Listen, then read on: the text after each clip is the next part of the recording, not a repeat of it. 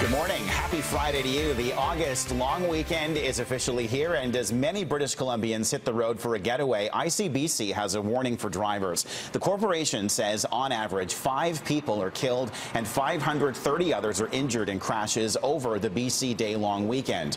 Roughly 10% of those crashes are usually due to impaired driving. Statistically, most accidents occur on the Friday of the long weekend when the roads are busiest. ICBC urges motorists to be well rested and patient when behind the wheel.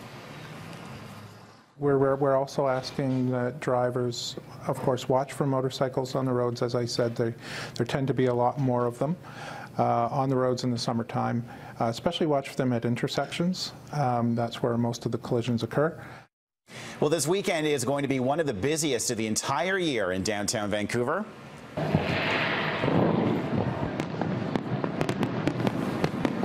On the heels of Wednesday's spectacular performance from Brazil, it's Team Canada's turn to wow the crowds on Saturday night. Hundreds of thousands of people will be flocking to English Bay to check out the performance. Massive road closures will also be in place in the West End and in Kitsilano. You got that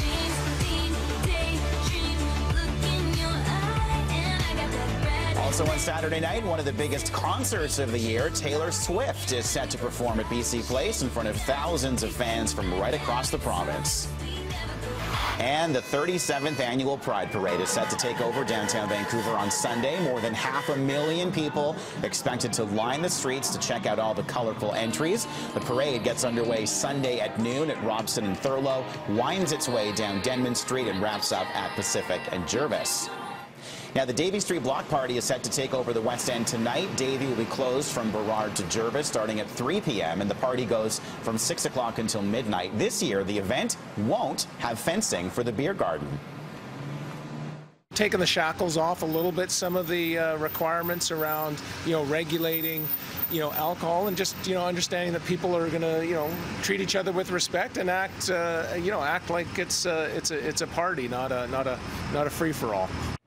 A report reviewing the Coast Guard's environmental response to a fuel spill in the waters off Vancouver is going to be released later this morning. A freighter spilled about 2,700 liters of bunker fuel into English Bay on April the 8th. The independent review was commissioned by the Coast Guard and is expected to contain recommendations for how future marine spills could be handled differently. Premier Christy Clark and Vancouver Mayor Gregor Robertson criticized the Coast Guard's response. The city says it wasn't told about the spill until 13 hours after it was discovered. We could be in a federal election campaign by the end of the long weekend. Prime Minister Stephen Harper is expected to make it official on Sunday. Voting day would be Monday, October the 19th. That means we would have an 11-week campaign, which is more than twice as long as usual. All 4 party leaders will have their first debate next Thursday, August the 6th. You'll see that live on City and Omni. Premier Christy Clark has shuffled her cabinet, putting a particular emphasis on Translink. Peter Fassbender has been taken off the education file and will now be the new minister responsible for Metro Vancouver's Transit Authority. He's vowing to restore confidence in Translink after the failure of the transportation plebiscite.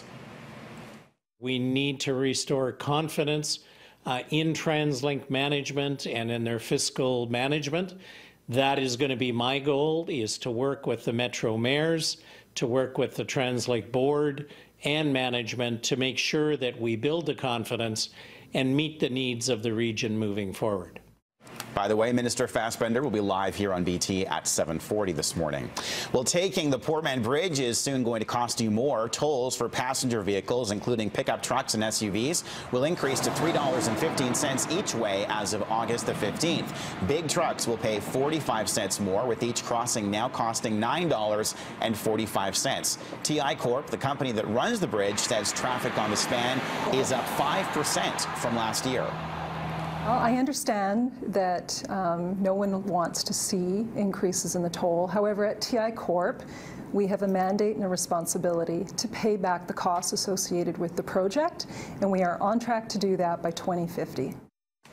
Well, if anything out of the ordinary happens to you tonight, you'll be right in saying that it happened once in a blue moon. This is what it looked like last night, nearly a full moon over Vancouver. A blue moon occurs when there is a second full moon during a calendar month. Most years have 12 full moons. This year, there's 13 of them. NASA says a truly blue-colored moon can occur on rare occasions, and that usually happens after volcanic eruptions.